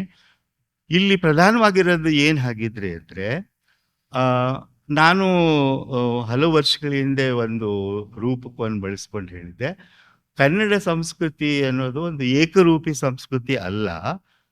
ಅದು ಏನು ಅಂದರೆ ಹಲವು ನೆಲ ಸಂಸ್ಕೃತಿಗಳ ಒಕ್ಕೂಟ ಅಂತ, ಫೆಡರೇಷನ್ ಅಂತ. ಕನ್ನಡ ಕಲ್ಚರ್ ಅನ್ನೋದು it's a federation of many cultures. ಯಾಕೆ ಫೆಡರೇಷನ್ ಅಂತಂದರೆ, ಒಂದು ಫೆಡರೇಷನ್ನಲ್ಲಿ ಪ್ರತಿಯೊಂದು ಅಂಗಕ್ಕೂ ಸ್ವಾಯತ್ತತೆ ಇರುತ್ತೆ. ಅಲ್ಲಿ ಸರ್ವಾಧಿಕಾರದ ಪ್ರಶ್ನೆ ಬರಲ್ಲ. ಅಲ್ಲಿ ಅವೆಲ್ಲವೂ ಒಟ್ಟಿಗೆ ಇರ್ತವೆ, ಕೂಡು ಬಾಳ್ವೆ ಇರುತ್ತೆ, ಒಂದೇ ಆಕೃತಿ ಪಡ್ಕೋಬೇಕನ್ನುವಂಥ ಒತ್ತಾಯ ಇರಲ್ಲ. ಅದಕ್ಕೆ ನಾವು ಫೆಡರೇಷನ್ ಅಂತೀವಿ. ಈಗನ್ಕೂ ನಮ್ಗೆ ಗೊತ್ತಾಗಿದೆ. ಈಗ ನಡೀತಾ ಇರುವಂಥ ಒಂದು ರಾಷ್ಟ್ರ ಮಟ್ಟದ ಪ್ರೋಗ್ರಾಮ್ ಏನಂತಂದರೆ ಫೆಡರೇಷನನ್ನು ನಾಶ ಮಾಡುವಂಥದ್ದು ಅಲ್ವಾ. ನಾವು ಮಾಡ್ತಾ ಇರೋದೇ ಏನು ಅಂದರೆ, ನಮ್ಮ ಸಂವಿಧಾನದ ಜೀವಾಳ ಆಗಿರೋ ಫೆಡರೇಷನ್ನು ಕೂಡುದು ನಾಶವಾಗಬೇಕು ಅನ್ನೋ ಪ್ರಯತ್ನ ನಮ್ಮ ಎದುರಿಗೆ ಇವತ್ತು ರಾಜಕೀಯವಾಗಿ ನಡೀತಾ ಇದೆ. ಅದರ ಎದುರಿಗೆ ನಾವೇನು ಮಾಡಬೇಕು ಅಂದರೆ, ಈ ಉತ್ಸವ ಏನು ಮಾಡಬೇಕು ಅಂದರೆ, ನಾವು ಫೆಡರೇಷನ್ನ ಕಲ್ಪನೆಯನ್ನೇ ಇವತ್ತು ಎತ್ತಿ ಹಿಡಿಬೇಕು. ಇಲ್ಲಿ ಮಾಡಬೇಕಾಗಿರೋದು ಏನಂದರೆ, ಇಲ್ಲಿ ಹಲವು ಕನ್ನಡಗಳನ್ನು ಮಾತಾಡೋರು ಈ ಹಾಲಲ್ಲಿ ಕುಳಿತುಕೊಂಡಿದ್ದಾರೆ. ಹಲವು ನುಡಿಗಳಲ್ಲಿ ನಾಟಕಗಳನ್ನು ಅವರು ಆಡ್ತಾರೆ. ಹಲವು ಸಂಸ್ಕೃತಿಯ ಜೀವನವನ್ನು ಅವರು ಇವತ್ತು ನಾಳೆ ಇಲ್ಲಿ ಸ್ಟೇಜ್ ಮೇಲೆ ತೋರಿಸೋರಿದ್ದಾರೆ. ಇದಕ್ಕೆ ಏಕರೂಪವನ್ನು ಕೊಡೋದನ್ನು ನಾವು ಒಪ್ಪಲೇಬಾರದು, ಅದನ್ನು ಧಿಕ್ಕರಿಸಬೇಕು. ನಾವೇನು ಹೇಳಬೇಕು ಅಂತಂದರೆ, ಈ ಒಂದೊಂದು ನೆಲ ಸಂಸ್ಕೃತಿಯು ಸ್ವಾಯತ್ತ ಸ್ವತಂತ್ರವಾಗಿದೆ. ಅವು ಸೌಹಾರ್ದದಿಂದ ತಾವೇ ಒಪ್ಕೊಂಡು ಒಂದು ಒಕ್ಕೂಟವನ್ನು ಮಾಡ್ಕೊಂಡಿವೆ ಇಲ್ಲಿ ಕನ್ನಡ ನಾಡಿನಲ್ಲಿ. ಅದು ಈ ಉತ್ಸವದ ರಾಜಕೀಯ ಆಗಬೇಕು ಒಳ್ಳೆಯ ಅರ್ಥದಲ್ಲಿ. ಈ ಕಾರ್ಯಕ್ರಮದ ಒಂದು ಒಳ್ಳೆಯ ರಾಜಕೀಯ ಯಾವುದಾಗಬೇಕು ಅಂದರೆ, ಈ ಒಕ್ಕೂಟದ ಕಲ್ಪನೆಯನ್ನು ನಾವು ಉತ್ತರ ಕರ್ನಾಟಕದ ಮೂಲಕ ಇವತ್ತು ಪ್ರತಿಪಾದಿಸಬೇಕಾಗಿದೆ. ಯಾಕಂದರೆ ಇದು ನಮ್ಮ ಚರಿತ್ರೆ ಆಗಿದೆ. ನಾವು ಸುಮ್ಮನೆ ಭಾವುಕವಾಗಿ ಹೇಳುವಂಥದ್ದಲ್ಲ ಇದು, ಸುಮ್ಮನೆ ಮರುಹಂಬಲದಿಂದ ಹೇಳುವಂಥ ಮಾತಲ್ಲ. ಇದು ವಾಸ್ತವ, ಇದು ನಿಜ, ಇದಿಲ್ಲ ಆಗಿರುವಂಥದ್ದೇ. ಅದಕ್ಕೆ ಆ ನೆನಪುಗಳ ಮಾತನ್ನು ನಾನು ನಿಮಗೆ ಇಲ್ಲಿ ಹೇಳಬೇಕಾಯ್ತು. ಎಷ್ಟು ಮಟ್ಟಿಗೆ ಅಂತಂದರೆ, ವರ್ಗಗಳ ಒಂದು ದೊಡ್ಡ ಪ್ರಶ್ನೆಯೂ ಇದ್ರ ಹಿಂದೆ ಇದೆ. ಅದನ್ನು ನಾವು ಆಚೆಗಿಟ್ಟು ಮಾತಾಡೋಕ್ಕೆ ಬರಲ್ಲ. ನಮ್ಮ ಸುದೈವ ಏನು ಅಂತಂದರೆ, ಇಲ್ಲಿ ಊಳಿಗಮಾನ್ಯ ಪದ್ಧತಿ, ಅದರ ಕ್ರೌರ್ಯ, ಅದರ ದುಷ್ಟತನ ಎಲ್ಲದರ ಮಧ್ಯನೂ ಕೂಡ ಈ ನಾಡು ಇಷ್ಟು ಹಾಡುಗಳನ್ನು, ಇಷ್ಟು ಕಲೆಗಳನ್ನು ಪೋಷಿಸಿಕೊಂಡು ಬಂದಿರೋದು ಬಹಳ ಹೆಮ್ಮೆ, ಅಚ್ಚರಿಯ ಸಂಗತಿ ಅಲ್ವಾ ಇದು. ಇಂಥ ಬಡತನ, ಇಂಥ ಕ್ರೌರ್ಯ, ಅದರೊಳಗನ್ಕೂ ಹೆಣ್ಮಕ್ಳ ಮೇಲೆ ಆಗ್ತಾ ಇದ್ದದ್ದು ಇದೆಲ್ಲ ಇತ್ತು. ಅದನ್ನು ನಾವು ಕುರುಡರಾಗಬಾರ್ದು, ಅದಕ್ಕೆ ಅದೆಲ್ಲ ಇತ್ತು ಇಲ್ಲಿ. ಆದರೆ ಅದ್ರ ಮಧ್ಯ ಏನು ನಡೀತಾ ಇತ್ತಂದರೆ, ಒಂದು ಪ್ರತಿರೋಧ ಅನ್ನೋದು ಈ ಜಾನಪದದಲ್ಲಿ ಹುಟ್ಕೊಂಡಿರುವಂಥದ್ದು. ನಮ್ಮ ದುರ್ದೈವ ಅಂದರೆ, ನಾವು ವಿದ್ಯಾರ್ಥಿಗಳಾಗಿದ್ದಾಗ ಜಾನಪದ ಅಂತಂದರೆ ಬರೀ ಶೋಭಾನೆ ಪದ ಅಂದ್ಕೊಂಡ್ಬಿಟ್ಟಿದ್ವಿ. ಹಂಗೆ ಹೇಳ್ಕೊಡೋ ಮೇಷ್ಟ್ರುಗಳು ಇದ್ದರು ಅವಾಗ. ಜಾನಪದ ಅಂದರೆ ಅತಿ ದೊಡ್ಡ ಪ್ರತಿಭಟನೆಯ ವೇದಿಕೆ ಅದು ನಮ್ಮಲ್ಲಿ. ಒಬ್ಬ ಪಟೇಲ್ನನ್ನ ಕುಲಕರ್ಣಿಯನ್ನ ಬೈಯೋದಕ್ಕೆ ಹಾಡು ಕಟ್ಟದೆ ಇನ್ನು ಹೆಂಗೆ ಬೈತಿದ್ರು ರೈತರು? ಜೀವ ಉಳಿಬೇಕು ಅಂದರೆ ಎದುರಿಗೆ ಬೈಯೋಕ್ಕಾಗಲ್ಲ, ಹಾಡು ಕಟ್ಟಿ ಹೇಳಬೇಕಷ್ಟೇನೆ. ಹಾಗೆ ಮಾಡಿದ್ದಾರೆ ಇಲ್ಲಿ. ಜಮೀನ್ದಾರ ಏನು ಮಾಡ್ತಿದ್ದ, ಗೌಡ ಏನು ಮಾಡ್ತಿದ್ದ ಅಂತೇಳಿ. ಯಾಕೆ ಮಡಿವಾಳಪ್ಪನವರ ಹಾಡಲ್ಲೇ ಬರಲ್ವಾ? ಬಡವನ ಹೆಂಡತಿ ಚಂದ ಇದ್ದರೆ ರೊಕ್ಕ ಕೊಡ್ತಾನೆ. ಆ ಜಮೀನ್ದಾರ್ ಸಾಲ ಯಾರಿಗೆ ಕೊಡ್ತಾರೆ ಅಂದರೆ, ಯಾವ ಬಡವನ ಹೆಂಡತಿ ಚಂದಿದ್ದಾಳೋ ಅವ್ರಿಗೆ ಕೊಡ್ತಾರೆ ಅಂತ. ಗೊತ್ತಾಯ್ತಲ್ಲ ಏನೋದು. ಹಾಗೇ ಒಬ್ಬ ಅನುಭಾವಿ ಕೂಡ ಅದನ್ನ ಹೇಳ್ತಾನೆ ಅಂದರೆ, ನಮ್ಮ ಅನುಭಾವಿ ಕಾವ್ಯ ತತ್ವ ಪದಕಾರರಿಗೂ ಖುಷಿ ಸಂಗತಿ ಅಂದರೆ ರೆಹಮತ್ ಅದ್ರ ಬಗ್ಗೆ ಮಾತಾಡೋರು ಇದ್ದಾರೆ ಈ ಸಭಾಂಗಣದಲ್ಲಿ. ಇದು ನಾನು 44 ವರ್ಷದಿಂದ ಒಬ್ಬ ಮೇಷ್ಟ್ರಾಗಿ, ಒಬ್ಬ ಬರಹಗಾರನಾಗಿ ಧೈರ್ಯವಾಗಿ ಹೇಳ್ಬೋದು, ತತ್ವಪದಕಾರ ಸಂಪ್ರದಾಯದಂಥ ಸಂಪ್ರದಾಯ ಜಗತ್ತಿನ ಯಾವ ಮೂಲೆಯಲ್ಲೂ ಇಲ್ಲ ಅಂತ ನನಗೆ ಅನಿಸಿದೆ. ನಿಜವಾಗ್ಲೂ ಅನಿಸಿದೆ. ಬಹಳ ಪರೀಕ್ಷೆ ಮಾಡಿ ದೃಢ ವಿಶ್ವಾಸದಿಂದ ನಾನು ಹೇಳ್ತಾ ಇರುವಂಥದ್ದು. ಏನಿದು ಪವಾಡ ಅಂದರೆ, ಶಿಕ್ಷಿತರೂ ಅಲ್ಲದ ಅರೆಶಿಕ್ಷಿತರಾಗಿರುವಂಥವರು ಇಂಥ ಶ್ರೇಷ್ಠ ಮಟ್ಟದ ಅನುಭಾವಿ ಕಾವ್ಯವನ್ನು ಬರೀತಾರೆ, ಸಮಾಜದ ಬಗ್ಗೆ ಇರೋ ಕಾವ್ಯವನ್ನು ಬರೀತಾರೆ. ಅದು ಹೆಂಗೆ ಸಾಧ್ಯ? ಇಷ್ಟು ನಿರಂತರವಾಗಿ ನಾವು ಅಂದ್ಕೊಂಡಿದ್ವಿ ಅದು ಯಾವುದೋ ಒಂದು ಕಾಲದಲ್ಲಿ ಮುಗಿದೋಯ್ತು ಅಂತ. ನಟರಾಜ್ ಬೂದಾಳ್ ಅವರು ಎಲ್ಲರೂ ಸೇರಿ ಅದನ್ನು ಸಂಗ್ರಹ ಮಾಡಿದಾಗ ಏನು ಹೇಳಿದರು, ಇವತ್ತಿಗೂ ಪ್ರತಿ ಹಳ್ಳಿನಲ್ಲಿದ್ದಾರೆ ಅಂತ. ತತ್ವಪದಕಾರರು ಇವತ್ತು ಪ್ರತಿ ಹಳ್ಳಿನಲ್ಲೂ ಇದ್ದಾರೆ. ಮತ್ತು ನಾನು ನುಡಿ ಸಂಕರ ಅಂತ ಏನು ಹೇಳಿದಲ್ಲ ನೀವು, ಜಲಾಲ್ ಸಾಬ್ರು ಅವರು ಎಲ್ಲರ ಪದ್ಯ ಓದಿ ಮೊದಲಿನ 3 ಸಾಲು ಕನ್ನಡ ಪದಗಳು ಕನ್ನಡ, ಕೊನೆಯ 3 ಪದಗಳು ಉರ್ದು ಪದಗಳಾಗಿರ್ತವೆ. ಅಲ್ಲಿ ಅಲ್ಲಾ ಇರ್ತಾನೆ, ಅವನು ವಿಷ್ಣು ಆಗ್ಬಿಡ್ತಾನೆ, ವಿಷ್ಣು ಇರೋನು ಅಲ್ಲ ಆಗ್ಬಿಡ್ತಾನೆ. ಇಂಥ ರ್ಯಾಡಿಕಲ್ ಆದಂಥದ್ದು ಅದನ್ನ ಈ ಹಾಡುಗಳ ಮೂಲಕ ಹೇಳಿ, ತತ್ವಪದಗಳ ಮೂಲಕ ಹೇಳಿ, ಇಂಥ ಒಂದು ಫಿಲಾಸಾಫಿಕಲ್ ಪರಂಪರೆ ಎಲ್ಲಿದೆ? ಯುರೋಪಿನ ಯಾವ ಭಾಗದಲ್ಲಿ ನಾವು ಅದನ್ನು ಕಾಣಕ್ಕೆ ಸಾಧ್ಯ ಇದೆ? ನನಗನ್ಸುತ್ತೆ ಸಾಧ್ಯ ಇಲ್ಲ. It's a knowledge tradition. ಬರೀ ಹಾಡುಗಳಲ್ಲಪ್ಪ ಅವು, ದೊಡ್ಡ ಫಿಲಾಸಫಿಕಲ್ ಟ್ರೆಡಿಷನ್ ಅದು. ವಿಶ್ವದ ಯಾವ ಟ್ರೆಡಿಷನ್ನು ಮೀರೋ ಅಂಥದ್ದು ತತ್ವಪದಕಾರರಿಂದ ಬಂದಿದೆ. ಅವರು ಕೆಲಸಗಾರರು, ಅವರು ಕಮ್ಮಾರರು, ಅವರು ದುಡಿಯುವಂಥವ್ರು ಯಾರು ಅದರಲ್ಲಿ ಭಾಳ ಕಡಿಮೆ ಮೇಲ್ಜಾತಿಯಿಂದ ಬಂದಿರುವಂಥವ್ರು, ದುಡಿಮೆ ಮಾಡಿಕೊಂಡು ಶ್ರಮಜೀವಿಗಳು. ಅದರಿಂದ ನಮ್ಮ ದೊಡ್ಡ ಪಾಠ ಏನು ಕಲಿಸಿದೆ ಉತ್ತರ ಕರ್ನಾಟಕ ಅಂತಂದರೆ, knowledge and labour they are inseparable ಅನ್ನೋದನ್ನು ಈ ಉತ್ತರ ಕರ್ನಾಟಕ ನಮ್ಗೆ ಕಲಿಸ್ಕೊಟ್ಟಿದೆ. ಶ್ರಮ, ದೈಹಿಕ ಶ್ರಮ ಮತ್ತು ಜ್ಞಾನ, ಇವೆರಡ ಅವಿನಾ ಸಂಬಂಧಗಳು, ಅವಳಿ ಜವಳಿಯು. ಒಂದನ್ನು ಬಿಟ್ಟು ಇನ್ನೊಂದಿರಕ್ಕೆ ಸಾಧ್ಯ ಇಲ್ಲ ಅನ್ನೋದನ್ನು ನಮ್ಮ ಈ ತತ್ವಪದಕಾರರು ಇಷ್ಟು ದೊಡ್ಡದಾಗಿ ಅವರು ಹೇಳಿಕೊಟ್ಟಿರೋದು. ಈಗಲೂ ಅದು ಮುಂದುವರಿತಾ ಇದೆ. ಅದನ್ನು ನಾವು ಇವತ್ತು ನಮ್ಮದಾಗಿಸ್ಕೋಬೇಕಾಗಿದೆ. ಇವತ್ತು ನಾವು ಅದನ್ನು ಒಪ್ಕೋಬೇಕಾಗಿದೆ. ನಮ್ಮದು ಅನ್ನೋದನ್ನು ನಾವು ಒಪ್ಕೋಬೇಕಾಗಿದೆ. ಯಾಕೆ ನಮಗೆ, ನನಗೇನೋ ಅನ್ಪ, ಒಬ್ಬರು ನಮ್ಮ ಹುಕ್ಕೇರಿ ಬಾಳಪ್ಪನವ್ರು ಒಂದು ಹಾಡು ಇತ್ತು ನೋಡ್ರಿ, ಅವ್ರು ಹೇಳಿದ್ರೆ ಇನ್ನೊಬ್ರು ಯಾರು ಹೇಳಿದ್ರು, ನಮ್ಮೂರ ನಮ್ಗೆ ಪಾಡ, ಯಾರಿಗೆ ಬೇಕಪ್ಪ ಹುಬ್ಬಳ್ಳಿ ಧಾರವಾಡ ಅಂತಿದ್ರು ಹಳ್ಳಿ ಜನ. ಹುಕ್ಕೇರಿ ಅವ್ರು ಹೇಳ್ರಿ ಹಾಡಿದ್ದು ಹುಕ್ಕೇರಿ ಬಾಳಪ್ಪನವ್ರು ಹಾಡಿದ್ರಲ್ಲ. ಅದೇ ನಮ್ಮೂರ ಹಳ್ಳಿ ನಮ್ಗೆ ಪಾಡ,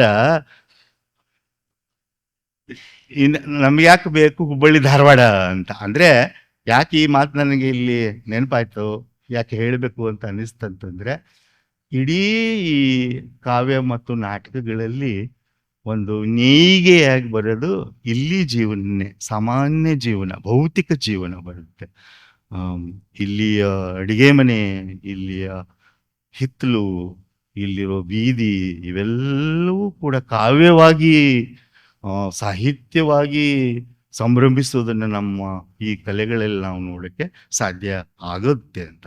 ಇನ್ನೊಂದು, ಈ ಆಕೃತಿ ನಮ್ಮ ಉತ್ತರ ಕರ್ನಾಟಕಕ್ಕೆ ಬರೋಕ್ಕೆ ಕಾರಣ ಏನು ಅಂತಂದರೆ, ನಮ್ಮ ಸುತ್ತಲಿನ ಸಂಬಂಧಗಳೇನಿದ್ದೇವೆ, ಕನ್ನಡ ಮರಾಠಿ, ಚೌಗಲೆಯವರು ಅದರ ಬಗ್ಗೆ ಬಹಳ ಪ್ರಭುತ್ವದಿಂದ ಮಾತಾಡಬಲ್ಲರು. ಮಾತಾಡೋದೇನೆಲ್ಲ ಅವರು ಅದನ್ನು ಜೀವಿಸ್ಕೊಂಡೇ ಬಂದಿದ್ದಾರೆ ಅಂತ ಹೇಳ್ಬೋದು. ಯಾವಾಗಲೂ ನಾವು ಕನ್ನಡ ಮರಾಠಿ ಅಂತ ರಸ್ತೆಗಿಳಿದು ಸುಮ್ಮನೆ ಜಗಳ ಮಾಡ್ತಾ ಇರ್ತೀವಿ. ಅಲ್ಲರಿ ಈ ಧಾರವಾಡದ್ದೇ ಕತೆ. ಒಂದು ಕಾಲದಲ್ಲಿ ಹೈದರ್ ಅಲಿಗೆ ಸೇರಿತ್ತು, ಬ್ರಿಟಿಷರು ತಗೊಂಡ್ರು, ಆಮೇಲೆ ಅವರನ್ನು ಮಹಾರಾಷ್ಟ್ರದವ್ರಿಗೆ ಕೊಟ್ಟರು ಅಲ್ವಾ. ಹಂಗಾಗಿ ಬಂದಿರುವಂಥ ನಮ್ಮ ಮರಾಠಿ ಮಹಾರಾಷ್ಟ್ರದ ಸಂಬಂಧ ಇದೆ. ಸರ್ ಇವತ್ತು ನಿಮಗೆ ಹೇಳಿದರು ಹೇಗೆ ಇಲ್ಲಿಂದ ಮರಾಠಿ ನಾಟಕದ ಉದಯ, ಹೆಂಗೆ ಈ ಕಲ್ಚರಲ್ ಎಕ್ಸ್ಚೇಂಜ್ ಇರುತ್ತೆ ಅಂದರೆ ಉತ್ತರ ಕರ್ನಾಟಕದಲ್ಲಿ ಈ ಹತ್ರ ಇರೋದ್ರಿಂದ, ಪ್ರಾಕ್ಸಿಮಿಟಿ ಇರೋದ್ರಿಂದ ಇಲ್ಲಿಂದ ಅಲ್ಲಿ ಹೋಗ್ತವೆ, ಅಲ್ಲಿಂದ ಇಲ್ಲಿ ಬರ್ತವೆ. ಎ ಕೆ ರಾಮಾನುಜನ್ ಅವ್ರು ಹೇಳಿದಾರಲ್ಲ, ಅವರು ಒಂದು ಪದ್ಯದಲ್ಲಿ ಹೇಳಿದಾರಲ್ಲ, ಇಲ್ಲಿ ಯಾರು ಯಾವಾಗ ಬರ್ತಾರೆ ಯಾವಾಗ ಹೋಗ್ತಾರೋ ಗೊತ್ತೇ ಆಗಲ್ಲ ಅಂತ. ಹಾಗೆ ಇಲ್ಲಿಂದ ಮಹಾರಾಷ್ಟ್ರಕ್ಕೆ ಹೋಗುತ್ತೆ, ರಾಧಾನಾಟದಿಂದ ತಮಾಷೆ ಶುರು ಹೋಗುತ್ತೆ, ದಾಸರಾಟದಿಂದ ಮಹಾರಾಷ್ಟ್ರದಲ್ಲಿ ತಮಾಷೆ ಶುರು ಹೋಗುತ್ತೆ, ಆಮೇಲೆ ಅದು ಮತ್ತೆ ನಮಗೆ ಇನ್ನೊಂದು ರೀತಿಯಲ್ಲಿ ಒಳಗೆ ವಾಪಸ್ಸು ಬರುತ್ತೆ. ಅಲ್ಲಿ ಹಾಡಿನ ಮಟ್ಟಗಳು ನಮ್ಮ ನಾಟಕದ ಮಟ್ಟಗಳು ಒಂದೇ ಆಗಿರ್ತವೆ. ಈ ಥರದ ಕಲ್ಚರಲ್ ಎಕ್ಸ್ಚೇಂಜ್ ಅನ್ನೋದು ಈ ಉತ್ತರ ಕರ್ನಾಟಕದ ಶ್ರೀಮಂತಿಕೆಯ ಕಾರಣ ಅಂತ ನಾವು ಅಂದ್ಕೊಂಡಿರ್ತೀವಿ. ಅದು ಬಹಳ ಮುಖ್ಯವಾಗಿರುವಂಥದ್ದು. ಅದು ಒಂದು ದಿಗಂತವನ್ನು ದಾಟಿದ ಹಾಗೆ, ಭಾಷೆ ಅನ್ನುವಂಥ ಒಂದು ಗೋಡೆ, ಒಂದು ದಿಗಂತವನ್ನು ದಾಟಿ ನಾವು ಈ ಅದ್ಭುತ ಸಂಬಂಧಗಳನ್ನು ಉಳಿದ ಜೊತೆಗಿಟ್ಕೊಂಡಿದ್ದೀವಿ. ಕನ್ನಡ ಒಂದು ದ್ರಾವಿಡ ಭಾಷೆ ಅಲ್ವಾ, ದ್ರಾವಿಡ ಮೂಲದ ಭಾಷೆ. ಅದು ತನ್ನ ಸಹೋದರ ದ್ರಾವಿಡ ಭಾಷೆಗಳ ಜೊತೆಗೂ ಸಂಬಂಧ ಇದೆ, ತಮಿಳಿನ ಜೊತೆಗೂ ಅದು ಸಂಬಂಧ ಇದೆ. ಶೆಟ್ಟರ್ ಅವ್ರು ಹೇಳೋ ಪ್ರಕಾರ, ಅದನ್ನು ತಮಿಳು ವಿದ್ವಾಂಸರು ಒಪ್ಪಿದ್ರೋ ಇಲ್ವೋ, ಶೆಟ್ಟರ್ ಹೇಳೋ ಪ್ರಕಾರ ಏನು ಅಂತಂದರೆ, ಸಂಗಮ ಕವಿಗಳಲ್ಲಿ ಬಹಳ ಜನ ಕನ್ನಡಿಗರು ಅಂತ ಅವ್ರು ಹೇಳ್ತಾರೆ.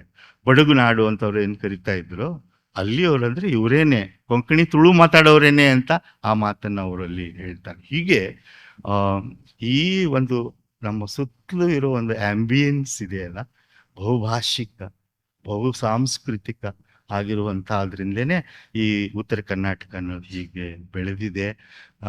ಇನ್ನೊಂದು ಮಾತಾಡ, ಈ ವೃತ್ತಿ ರಂಗಭೂಮಿ ಉತ್ತರ ಕರ್ನಾಟಕದಲ್ಲಿ ದೊಡ್ಡದಾದಂಥ ಒಂದು ಪ್ರವರ್ಧಮಾನ ಒಂದು ಸ್ಥಿತಿಗೆ ಬಂತಲ್ಲ.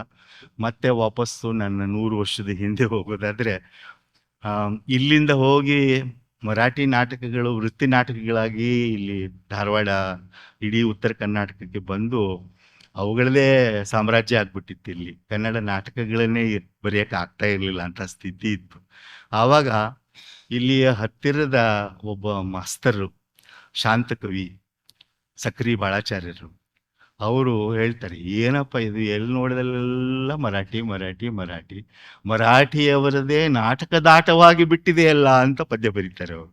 ಆವಾಗ ಅವ್ರು ಏನು ನಿರ್ಧಾರ ಮಾಡ್ತಾರೆ ಅಂತಂದರೆ, ನಾವು ಕನ್ನಡದಲ್ಲಿ ಯಾಕೆ ಬರೀಬಾರ್ದು ನಾಟಕಗಳನ್ನ. ಹಾಗೆ ಇಲ್ಲಿ ವೃತ್ತಿ ರಂಗಭೂಮಿ ಹುಟ್ಕೊಂಡಿತ್ತು. ಅನೇಕರು ಬೇರೆಯವರು ಕಾರಣ ಆದರು, ಆದರೆ ಶಾಂತ ಕವಿಗಳು ಒಂದು ನಾಟಕ ಕಂಪನಿಯನ್ನು ಕಟ್ಟಿ ಗದಗಿನಲ್ಲಿ ಕೃತಪುರ ನಾಟಕ ಕಂಪನಿಯನ್ನು ಕಟ್ಟಿದ್ರು. ಆ ಕತೆಗಳು ಎಷ್ಟು ಕುತೂಹಲಕಾರಿಯಾಗಿರ್ತವೆ ಅಂದರೆ, ಅವರು ಮಾಸ್ತರು, ಹೀಗಾಗಿ ಅವ್ರನ್ನ ಗದಗಿನಿಂದ ಡಂಬಳಿಗೆ ವರ್ಗಾವಣೆ ಮಾಡಿಬಿಡ್ತಾರೆ ಸರ್ಕಾರದವರು. ಆದರೆ ನಾಟಕದ್ದು ರಿಹರ್ಸಲ್ಲು ಪ್ರಾಕ್ಟೀಸ್ ನಡೆಯೋದು ಗದಗಿನಲ್ಲ. ಅದಕ್ಕೆ ಅವ್ರು ಏನು ಮಾಡ್ತಾರೆ ಅಂದರೆ, ಒಂದು ಎಮ್ಮೆ ಕೊಂಡ್ಕೊಂಡು, ಎಮ್ಮೆ ಮೇಲೆ ಕೂತ್ಕೊಂಡು, ಎಮ್ಮೆ ಕೋಣದ ಮೇಲೆ ಕೂತ್ಕೊಂಡು ಶಾಲೆಯಿಂದ ನಾಟಕದ ರಿಹರ್ಸಲ್ಲು, ನಾಟಕ ರಿಹರ್ಸಲಿಂದ ಶಾಲೆಗೆ ಹೋಗಿ ನಾಟಕಗಳನ್ನ ಬರೀತಾರೆ, ನಾಟಕಗಳನ್ನು ಆರಂಭ ಮಾಡ್ತಾರೆ ಶಾಂತ ಕವಿಗಳು. ಅಂಥ ಒಂದು ಶುರುವಾತಿನಿಂದ ಹೇಗೆ ಬೆಳೀತು ಈ ನಾಟಕ ಅಂತಂದರೆ, ಹೆಮ್ಮೆಯಿಂದ ನಾವು ಇಲ್ಲಿ ನೆನಪು ಮಾಡ್ಕೋಬೇಕು.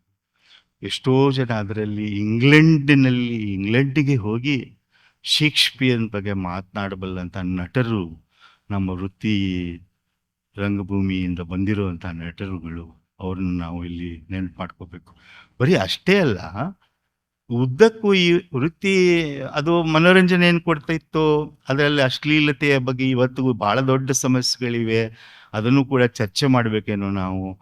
ಕಡ್ಕೊಳ್ಳೋರು ಸಿಕ್ಕಿದ್ರು ನನಗೆ ಮೊನ್ನೆ ದಾವಣಗೆರೆಯಲ್ಲಿ. ಅವ್ರು ಹೇಳಿದರು, ಬನಶಂಕರಿಯಲ್ಲಿ ನಾಟಕಗಳು ನಡೀತಾವಲ್ಲ, ನೋಡಿದಿರಲ್ಲ ಅಲ್ಲಿ ಜಾತ್ರೆ ಸಮಯದಲ್ಲಿ. ಒಂದು ಅವ್ರ ಲೆಕ್ಕ ನೋಡಿ ಕೊಟ್ಟಿದ್ದು, ಅವರು ರಂಗಾಯಣದ ನಿರ್ದೇಶಕರು. ಅವ್ರು ನನಗೆ ಹೇಳಿದರು ಮೊನ್ನೆ ದಿನ, ಅವ್ರ ಲೆಕ್ಕದ ಪ್ರಕಾರ ಅದು ಕರಾರುವಾಕ್ಕಾದ ಲೆಕ್ಕ. ಅಲ್ಲಿ ನಡೆಯುವ ವೃತ್ತಿ ರಂಗಭೂಮಿಯ ನಾಟಕಗಳು ಕಂಪನಿಗಳಿಂದ ಪ್ರೇಕ್ಷಕರು ಎಷ್ಟು ಜನ ನೋಡ್ತಾ ಇರ್ಬೋದು? ಟಿವಿ ಹಾವಳಿ ಇತ್ಯಾದಿಗಳ ನಂತರವೂ ಒಂದು ದಿನಕ್ಕೆ 40,000ಕ್ಕಿಂತ ಕಡಿಮೆ ಇಲ್ಲ. ಪ್ರತಿದಿನ 30 ದಿನ ಅಷ್ಟು ನಡೀತಾ ಬರುತ್ತೆ. ಅದು ಸಂತೋಷದಿಂದ ಹೇಳ್ಕೋಬೇಕು ನಾವು. ಆ ರಂಗಭೂಮಿ ಈಗಲೂ ಹೀಗೆ ನಡೆದಿದೆ. ಆದರೆ ಅವ್ರು ಹೇಳಿದರು, ಸರ್ ಈ ನಾಟಕಗಳಿರೋ ಹೆಸರು ನೋಡ್ಬಿಟ್ರೆ ನೀವು ಗಾಬರಿ ಆಗಿಬಿಡ್ತೀರಿ. ಅವಳು ನೋಡಿದ್ಲು ರೊಕ್ಕ, ಬಂದ್ರು ನನ್ನ ಪಕ್ಕ ಅಂತ. ಬರೀ ಹೆಣ್ಣುಗಳನ್ನು ಗೇಲಿ ಮಾಡುವಂಥದ್ದು, ಅಸಹ್ಯ ಮಾಡುವಂಥದ್ದು, ವಲ್ಗ್ಯಾರಿಟಿ ಅದೂ ಕೂಡ ಅಲ್ಲಿ ಬಂದ್ಬಿಟ್ಟಿದೆ. ಆದರೆ ಇದರ ಟ್ರೆಡಿಷನ್ ಹೇಗಿತ್ತು ಅನ್ನೋದಕ್ಕೆ ಒಂದು ಉದಾಹರಣೆಯನ್ನು ನಾನು ಕೊಡೋಕ್ಕೆ ಇಷ್ಟಪಡ್ತೇನೆ. ಬಿಜಾಪುರದ ಕುದ್ಮಲ್ ಇವರು ಹನುಮಂತರಾವ್ ಅವರು ನಾಟಕಕಾರರು, ಕದ್ಗಲ್ ಅವ್ರ ಹೆಸರಿನಲ್ಲೇ ಒಂದು ದೊಡ್ಡ ಆಡಿಟೋರಿಯಂ ಅನ್ನು ಕಟ್ಟಿದ್ದೀವಲ್ಲ. ಅವರು 20ರ ವಯಸ್ಸು ಅಷ್ಟೇ, ಅವ್ರಿಗೆ 21. ಆವಾಗ ಬಹಳ ನ್ಯಾಷನಲಿಸಮ್, ರಾಷ್ಟ್ರೀಯತೆಯನ್ನು ಮನಸ್ಸಿಗೆ ಇಟ್ಕೊಂಡಂಥವ್ರು ಅವರು ಒಂದು ನಾಟಕ ಅಕ್ಷಯಾಂಬರ ಅಂತ ಬರೆದ್ರು. ಅಕ್ಷಯಾಂಬರದಲ್ಲಿ ದ್ರೌಪದಿ ವಸ್ತ್ರಾಪಹರಣ ಆಗುತ್ತಲ್ಲ, ಆ ದೃಶ್ಯವನ್ನು ಅವ್ರು ಹೇಗೆ ಬರೆದ್ರು ಅಂತಂದರೆ, ಅಲ್ಲಿ ಆ ಸೀರೆ ಎಳೆದು ವಸ್ತ್ರಾಪಹರಣ ಆಗ್ತಾ ಇರುವಾಗ ಕೃಷ್ಣ ಬರ್ತಾನೆ. ಕೃಷ್ಣ ಬಂದು ಏನು ಮಾಡ್ತಾನೆ ಅಂತಂದರೆ ಒಂದು ಸಣ್ಣ ಭಾಷಣ ಮಾಡ್ತಾನೆ. ಭಾರತದಲ್ಲಿ ಯಾವ ಮಹಿಳೆಗೂ ಅವಮಾನ ಆಗ್ತಾ ಇದ್ದಂಥ ಸಂದರ್ಭದಲ್ಲಿ ನಾನು ಅವತಾರ ಎತ್ತಿ ಅದರ ಸಂಕೇತವಾಗಿ ಖಾದಿ ಸೀರೆಯನ್ನು ಕೊಡುತ್ತೇನೆ ಅಂತ ರಂಗಮಂಚದ ಮೇಲೆ ಅವನು ಖಾದಿ ಸೀರೆಯನ್ನು ಕೃಷ್ಣ ಕೊಡ್ತಾನೆ ಆ ನಾಟಕದಲ್ಲಿ. ಅದು ಗೊತ್ತಿದ್ದಂಥ ಬ್ರಿಟಿಷ್ ಸರ್ಕಾರ ಅವ್ರಿಗೆ ಬೆಂಗಾಲ್ನಲ್ಲೇ ಗೊತ್ತಾಗಿತ್ತಲ್ಲ, ನೀಲದರ್ಪಣದಿಂದ. ವೃತ್ತಿ ನಾಟಕ ಭಾರತದಲ್ಲಿ ಅತಿ ದೊಡ್ಡ ಪ್ರತಿಭಟನೆಯ ವೇದಿಕೆ ಅಂತ ಬ್ರಿಟಿಷರಿಗೆ ಗೊತ್ತಿದ್ದರಿಂದ ಆ ಕಾಲದಲ್ಲೇ 1876 ಅಂತ ಕಾಣುತ್ತೆ, DPA ಅನ್ನುವಂಥ ಆ್ಯಕ್ಟನ್ನು ತಂದರು, ಡ್ರಾಮೆಟಿಕ್ ಪರ್ಫಾರ್ಮೆನ್ಸಸ್ ಆ್ಯಕ್ಟ್ ಅಂತ. ಸೆನ್ಸರ್ ಮಾಡಿದ ಮೇಲೇ ನಾಟಕವನ್ನು ಆಡಬೇಕು. ಇಂಡಿಯಾದಲ್ಲಿ ಈಗಲೂ ಇದೆ. DPA ಚೇಂಜ್ ಆಗಿಲ್ಲ. DPA ಇವತ್ತರೆಗೂ ಚೇಂಜ್ ಆಗಿಲ್ಲ. ಅದು ನಾಟಕದ ಮೇಲೆ ಸೆನ್ಸರ್ಶಿಪ್ ಮಾಡಿದ್ರಿಂದ ಅವರನ್ನ ಪೊಲೀಸ್ ಸ್ಟೇಷನ್ ಕರ್ಕೊಂಡು ಹೋಗ್ತಾರೆ. ಹನುಮಂತರಾವ್ ಅವರನ್ನ ಪೊಲೀಸ್ ಸ್ಟೇಷನ್ ಕರ್ಕೊಂಡು ಹೋಗಿ ಓಡಾಡಿಸ್ತಾರೆ ಅವರನ್ನು. ಯಾಕೆ ಅಂದರೆ ಅಲ್ಲಿ ಮಹಾರಾಷ್ಟ್ರದಲ್ಲಿ ಕಂಸವಧ ಅನ್ನೋ ನಾಟಕ ಮಾಡಿ, ಕಂಸ ಅಂತಂದರೆ ಬ್ರಿಟಿಷು ಅಂತ ತೋರಿಸ್ಬಿಡೋದು. ಅಲ್ಲಿ ಬಂದಂಥ ಪ್ರೇಕ್ಷಕರು ಎಲ್ಲರೂ ಕೂಡ ಏನಂತಂದರೆ ಆ ದೃಶ್ಯ ಬಂದ ಕೂಡಲೇ ಗಾಂಧಿ ಮಹಾರಾಜ್ ಕಿ ಜೈ ಅಂತ ಕೂಗೋರು. ಇಲ್ಲಿ ಬಿಜಾಪುರದಲ್ಲೂ ಕೃಷ್ಣ ಅಲ್ಲಿ ಬಂದು ಖಾದಿ ಸೀರೆಯನ್ನು ಕೊಟ್ಟು ಕೂಡಲೇ ಕೂತರು ಎಲ್ಲರೂ ಒಳಗಿನವರು ಗಾಂಧಿಯವರಿಗೆ ಜಯವಾಗಲಿ ಅಂತ ಕೂಗಿದ್ರಿಂದ ಅಲ್ಲಿ ಪೊಲೀಸ್ ಇನ್ಸ್ಪೆಕ್ಟರ್ ಅವರನ್ನು ಕರೆಸಿ ಬಹಳ ಓಡಾಡಿಸ್ತಾರೆ. ಆದರೆ ಈ ವೃತ್ತಿ ರಂಗಭೂಮಿ ಅನ್ನೋದು ಆ ಕಾಲದ ದೊಡ್ಡ ಸಾಮಾಜಿಕ ಸಮಸ್ಯೆಗಳನ್ನು ಎತ್ಕೊಳ್ತು, ರಾಷ್ಟ್ರೀಯತೆಯ ಭಾವನೆಯನ್ನು ಅದು ಕೊಡ್ತು, ಸಾಮುದಾಯಿಕ ಪ್ರಜ್ಞೆಯನ್ನು ಈ ವೃತ್ತಿ ರಂಗಭೂಮಿ ನಮಗೆ ನಿಜವಾಗಲೂ ಕೊಟ್ಟಿದೆ ಅನ್ನೋದನ್ನು ಗೌರವದಿಂದ ನಾವು ನೆನಪಿಸ್ಬೇಕು. ಆದರೆ ಏನೇ ಕೋರೆಗಳು ಇರಲಿ, ನಾನು ಮೊಕಾಶಿಯವರ ವಿದ್ಯಾರ್ಥಿ. ಮೊಕಾಶಿಯವರು ಆಗಲೇ ಜಗಳ ತೆಗೆದಿದ್ರು. ನೀವು ಬರೆಯೋ ಹವ್ಯಾಸಿ ನಾಟಕಗಳು ಏನಿದಾವಲ್ಲ, ಕೈಲಾಸಂ ನಾಟಕಗಳು, ಅವು ವಿಚಾರವಾದಿ ನಾಟಕಗಳು ಅನ್ಯಾಯ ಮಾಡಿದಾವೆ ಕನ್ನಡಕ್ಕೆ. ಯಾಕಂದರೆ ಸಮುದಾಯದ ಒಂದು ಅನುಭವವಾಗಿರೋ ನಾಟಕನ ಇವರು ಒಂದು ಸಣ್ಣ ವರ್ಗಕ್ಕೆ ತಂದುಬಿಟ್ರು. ಈಗ ಮಾಡಬೇಕಾಗಿರೋದು ಆ ವೃತ್ತಿ ರಂಗಭೂಮಿಯನ್ನು ನಾವು ಇವತ್ತು ಮತ್ತೆ ಅದರ ಸರಿಯಾದ ಉದ್ದೇಶಗಳಿಗೆ ಒಗ್ಗಿಸಿಕೊಡುವಂಥ ಒಂದು ಕೆಲಸವನ್ನು ನಾವು ಇವತ್ತು ಮಾಡಬೇಕಾಗಿದೆ. ನಾನು ಸಾಕಷ್ಟು ದೀರ್ಘವಾಗಿ ಮಾತಾಡಿದ್ದೇನೆ. ದೇವಿಯವರ ಹಾಗೆ ನಾನು ಇಲ್ಲಿ ಒಂದು ಸಂಭ್ರಮದಿಂದಲೇ ಬಂದಿದ್ದೀನಿ. ಇಷ್ಟು ಒಂದು ಪ್ರಯೋಗಶೀಲತೆ ಇರುವಂಥ ನಮ್ಮ ರಂಗಭೂಮಿ, ನಮ್ಮ ಜಾನಪದ, ನಮ್ಮ ಕಲೆಗಳು, ಇವೆಲ್ಲವನ್ನು ನಾವು ಇವತ್ತು ನೆನಪಿಸ್ಕೋಬೇಕು. ಸುಮ್ಮನೆ ದೂರದಲ್ಲಿ ಇಟ್ಟಲ್ಲ, ಇವತ್ತಿಗೆ ಅನ್ವಯಿಸ್ಕೊಂಡು ಇವತ್ತಿನ ಸವಾಲುಗಳನ್ನು ಎದುರಿಸೋಕ್ಕೆ ಸಿದ್ಧತೆ ಮಾಡಿಕೊಳ್ಳೋಕ್ಕೆ ಇವುಗಳನ್ನು ನಾವು ಮತ್ತೆ ಇವತ್ತು ರಿವಿಸಿಟ್ ಮಾಡಬೇಕಾಗಿದೆ. ಇವತ್ತು ಅತ್ಯಂತ ಅವಶ್ಯಕ ಅಂತ ನಾನು ಅಂದ್ಕೊಂಡಿದ್ದೀನಿ. ಅದನ್ನು ಕೊನೆಯದಾಗಿ ಹೇಳೋದಾದರೆ, ನಮಗೂ ಇವತ್ತು ಬೇಕಾಗಿರೋದು ಸ್ಟ್ರಾಟಜೀಸ್ ಆಫ್ ಸರ್ವೈವಲ್. ಈ ಕೇಡುಗಾಲದಲ್ಲಿ ಹೌ ಡು ವಿ ಸರ್ವೈವ್ ಅನ್ನೋದೇ ಒಂದು ದೊಡ್ಡ ಪ್ರಶ್ನೆ ಆಗಿದೆ ಇವತ್ತು. ನನಗನ್ಸುತ್ತೆ ಒಂದು ಕವಚ ನಮ್ಮ ಕಲೆಗಳೇ, ಒಂದು ಕವಚ ನಮ್ಮ ಭಾಷೆನೇ, ಒಂದು ಕವಚ ಈ ಉತ್ತರ ಕನ್ನಡ ಅನ್ನುವಂಥ ಉತ್ತರ ಕರ್ನಾಟಕ ಅನ್ನುವಂಥ ಒಂದು ದೊಡ್ಡ ಸಂಕೇತ ಏನಿದೆ, ಒಂದು ಕಲ್ಚರ್ ಲ್ಯಾಂಡ್ ಏನಿದೆಯೋ ಅದು ಅಂತ ನಾನು ಅಂದ್ಕೊಂಡಿದ್ದೇನೆ. ಅದರ ಒಂದು ಉತ್ಸವ ಇಲ್ಲಿ ನಡೀತಾ ಇರೋದು ಬಹಳ ಸಂತೋಷದ ವಿಷಯ. ಮತ್ತೊಮ್ಮೆ ನಿಮ್ಮೆಲ್ಲರಿಗೂ ಅಭಿನಂದಿಸಿ ನನ್ನ ಮಾತುಗಳನ್ನು ಮುಗಿಸ್ತೇನೆ. ನಮಸ್ಕಾರ.